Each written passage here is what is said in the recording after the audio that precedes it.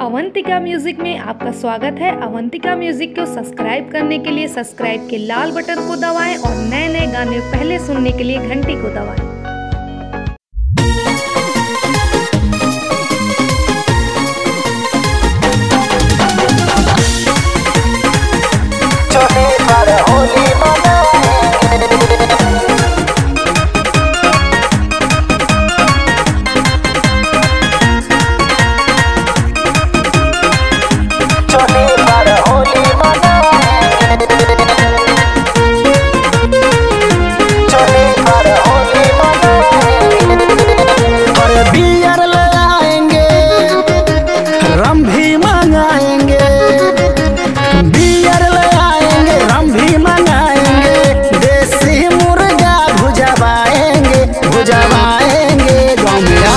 नई भौजाई चोली भर होली मनाएंगे।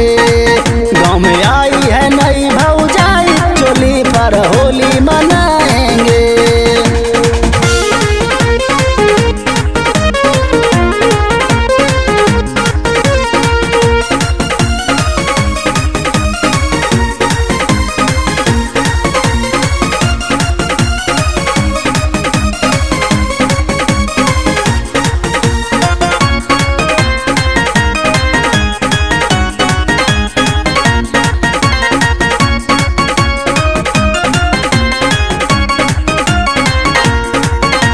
लाल पीले रंगों का सब उड़ेगा फव्वारा, लाल पीले रंगों का सब उड़ेगा फव्वारा। अरे बोलेंगे जो बीरा मिलके सारा रा रा रा रा।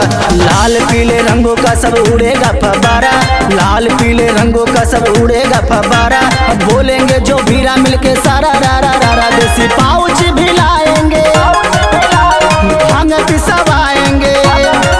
देसी पाउच भी लाएंगे, भांग पिसवाएंगे।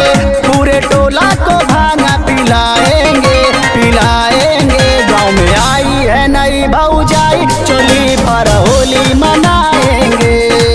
गाँव में आई है नई भौजाई चोली भर होली मनाएंगे।